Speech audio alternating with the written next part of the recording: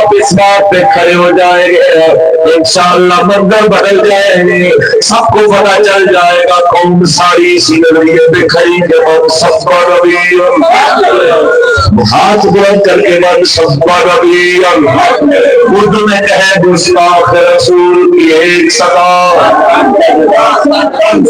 گستاخ رسول کی ایک صدا.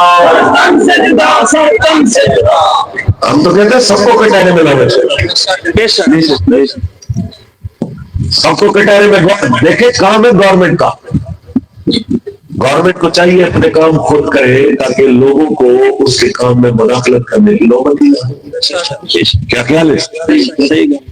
یہ میرا کلپ بنائے اور اس کو آپ نے وائرل کرنا ہے کہ میرپور خاص کے اندر, میرپور خاص سندھ کے اندر عنایت علی زرداری صاحب انچارج سی آئی اے میرپور خاص پولیس اور ان کی ساری ٹیم جنہوں نے گستاخ رسول کو کیفر کردار تک پہنچایا. ہم جس طرح ممتاز حسین قادری کی عزت کرتے ہیں اسی طرح ہر اس سپاہی کی عزت کرتے ہیں جو حضور کی عزت میں کہتے ہیں. وہ چھوٹے درجے کا ہو وہ بڑے درجے کا ہو, لہذا ان کو معطل کرنے, ان کو ڈیوٹی سے روکنے, ان تمام چیزوں کی ہم مذمت کرتے ہیں اور مطالبہ کرتے ہیں کہ فی الفور ان کو نوکری میں بحال کیا جائے. اور یہ یاد رکھنا یہ صرف اور صرف عنایت علی زرداری صاحب اور ان کی ٹیم کا معاملہ نہیں ہے, یہ امت مسلمہ کا متفقہ نظریہ ہے کہ من سب نبی بلند کر کے من سب نبی گستاخ رسول کی ایک صدا. لہذا وہ عنایت علی زرداری صاحب ہو یا سید خان سرابی ہو یا ممتاز حسین قادری ہو, جو بھی حضور کی عزت کے پہرے دار ہوں ہمارے ساتھ تاج.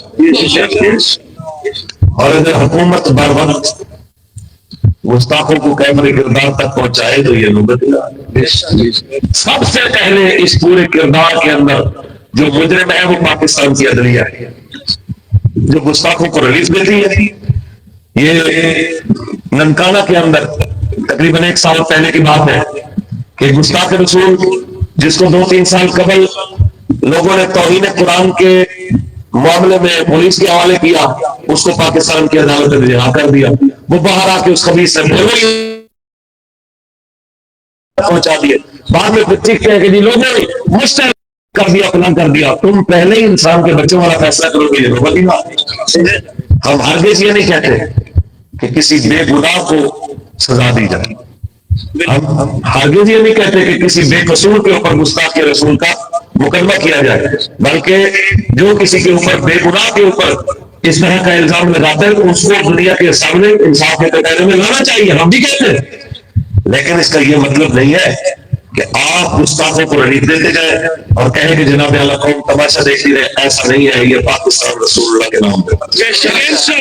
اس پاکستان میں فوج کے خلاف کوئی بات کرے آپ راتوں کو اٹھا لیں, آرمی کے خلاف کوئی بات کرے آپ راتوں کو اٹھا لیں, اور رسول اللہ کے خلاف جو مرضی بک بک کرتا رہے کوئی پوچھنے والا نہیں. خدا کی قسم لاکھوں پاکستان کے وزیر اعظم, لاکھوں صدر, لاکھوں جرنیل, لاکھوں جناب آرمی چیف, لاکھوں چیف جسٹس اس خواب پہ قربان جہاں سے میرے آقا کیا میرے آقا کو بلال کی سواری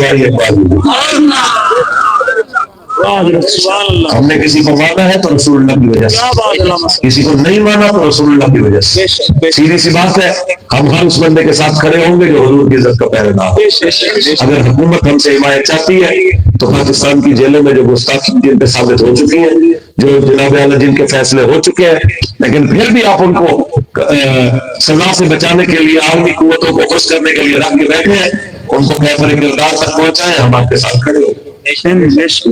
یہ یاد رکھیے گا, یہ پاکستان قیامت تک اگر اس کے کبھی بھی حالات درست ہوئے تو ہوں گے حضور کی وجہ سے, ہوں گے رسول اللہ کے دین کی وجہ سے. چمچا گیری آپ نے بڑی کر کے دیکھ لی، سود چلا کے دیکھ لیا، سود بڑھا کے دیکھ لیا، گستاخوں کو رہا کر کے دیکھ لیا، آپ نے جہاد سے انکار کر کے کشمیر بیچ کے دیکھ لیا، غزہ کے مظلوموں کی جناب اعلیٰ آواز بننا آپ نے گوارا نہیں کیا۔ فلسطین کے جناب اعلیٰ مسلمان جب جل رہے تھے، آپ نے پاکستان میں فلسطین کا جھنڈا لہرانا بند کروا دیا، آپ نے میچوں کے درمیان باقی جناب اعلیٰ ہر چیز کی اجازت تھی، صرف فلسطین کے جھنڈے لے جانے کی اجازت نہیں تھی، یہ بدماشیت کر کے دیکھ لی، ملک کے حالات بہتر نہیں ہوئے۔ اللہ کی قسم یہ اسی دن بہتر ہو گئے جب جہاد فی سبیل اللہ کا اعلان ہوگا، کیونکہ میرے نبی کا فرمان ہے لا عزت الا بالجہاد، جہاد بغیر عزت کوئی نہیں۔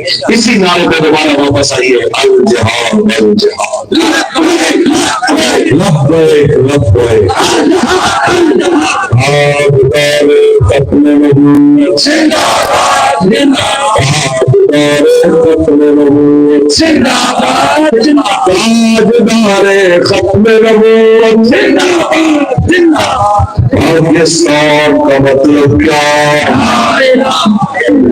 دستور ریاست کیا ہوگا؟ پاکستان کا مطلب کیا؟